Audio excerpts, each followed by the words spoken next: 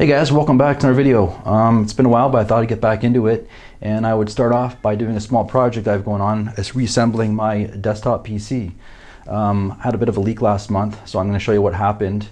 I had woke up one morning, I finished the water cooling loop last month, and ignore the mess on my desk. It's not an actual representation of my actual normal day desk usage. But yeah, so I woke up I think at the end of July one morning, and there was hardly any water left in my reservoir, which is never a good thing. So where'd the water go? So let me show you what happened. All right, so here's my dismantled PC. I took it apart last month after the leak happened in the front. I had originally had the reservoir mounted on the floor here. Fractal. This is a Fractal Define 7 XL case. And so they give you a mounting plate, and I had this is a different reservoir pump combo, and I had it mounted here on the floor. So a few things I'm going to change up now that I want to get it back together, because when I dismantled it and I had to clean up the liquid from the bottom of the case and a bit from the desk, thankfully it wasn't too bad, but I just stuck everything in a corner, and I took the parts and put them in a different case so I could at least use the computer, but I just stuck a air cooler on it, and I was like, I'm not dealing with this right now. So now I want to get it back together. I'm going to change a few things, and I already have. So originally I did have a 420 radiator up top. Keeping that, I changed, there was a 360 here. I changed it to a 280.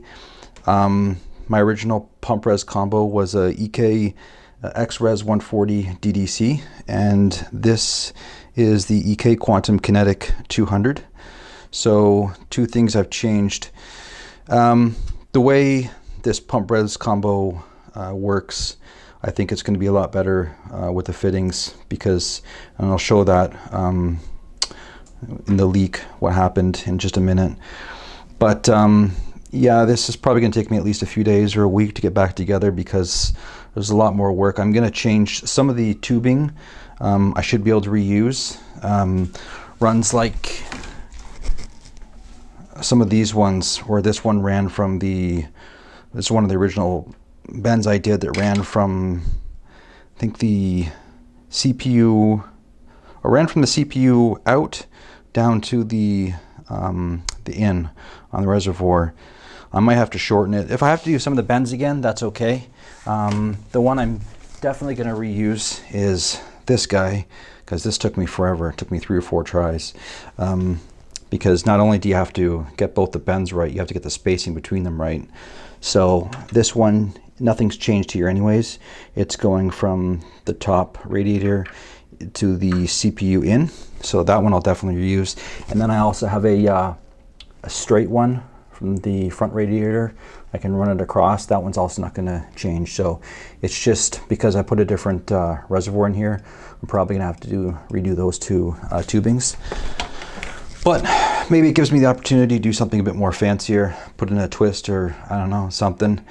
And I'm not looking forward to the cabling, because the cabling originally took me 4 or 5 hours. It's probably going to take me just as long. I had to get some extension cables, because the Fractal XL case is so large. You have to, it's like just with the regular power supply cables, it's like a violin string. You can't actually route it neatly. There's just no slack that I had to go straight across. So I just ordered an extension cable, so now I can just organize the cable neatly and have some a lot more slack. So yeah, anyways, I'll give some updates how I'm doing in a day or 2 days, depending how much work I'm gonna get done on it. I'm gonna have to do another leak test on it for probably half a day. And yeah, I got this is the EK Velocity block for AM4, and it's the nickel one. So I'm going for a kind of industrial themed look, grays, blacks, and the crystals, using clear fluid from Corsair. So yeah, hopefully I can get this back together, get back to some gaming, and let me show you now what happened with the actual leak. So here's my system before I dismantled it last month. I was really happy with the result, how it turned out. I love the color scheme. But yeah, I just wasn't happy with the leak. It happened down here at the front where I have the I was using the outlet for the drain valve. Most of the stuff I'm going to reuse. Like I said, I replaced the 360 up front with a 280 and mounted a new reservoir pump combo up front, like attached to the fans as opposed to mounting it on the bottom plate that Fractal gives you with the case. So, and some of these tubes, the two from the pump res combo, I'm probably going to have to redo, but that's fine because I can maybe do something a little more fancy with the tubing bends and fill out the front a bit more, because you can see with the XL, I mean, even with this stuff, it still looks pretty hollow. It's such a big case.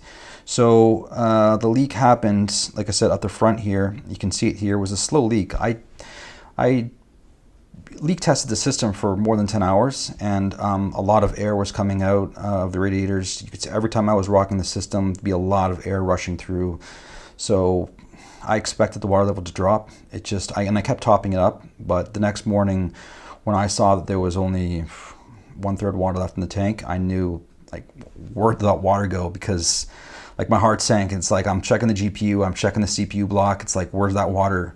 And I mean, thankfully it happened where it did, and it didn't happen from the CPU block or up here where it could have pooled on the GPU or run down the motherboard. So I mean, and I'm, you know, that speaks, I'm pretty happy. That's really positive, and that the rest of my my fittings and, you know, my work held up, and it was pretty solid, because this was my first hard tubing using PETG. I've done 3 builds using soft tubing. So, you know, I was happy with it. It leaked where it did, and you know, I was pretty confident that nothing else was going to leak, and it didn't. So with these older, the one at the time I was using, the X-Res, they're a bit older, and 2 of the inlets or outlets, whatever, they're a bit receded, and they use a special fitting. EK gives you one, and on the back where I was going to have the actual the drain valve mounted, I just used a regular extender fitting, male to male, and I thought it would be okay, just screwing in really tight. I was a bit worried, but I was actually more worried that I had used 6 fittings mashed together for the drain valve, and I thought that was going to be a problem, but it wasn't. So yeah, lesson learned, make sure you use the right fitting. And you know, like I said, I took it apart. I had to clean out the whole bottom of the case. Yeah, I just stuck the case in a corner. I was like, stay there. I'm not dealing with you for, like, I don't know how long. But now I want to get back into it. I want to, like, get this build back up. I was pretty happy with the result. So this is probably going to take me at least a couple days or a week, and I will give you guys some updates. So hopefully I'll make another video tomorrow or Thursday and show you the progress I've made. Okay, thanks for checking out the video, and I'll see you in the next one.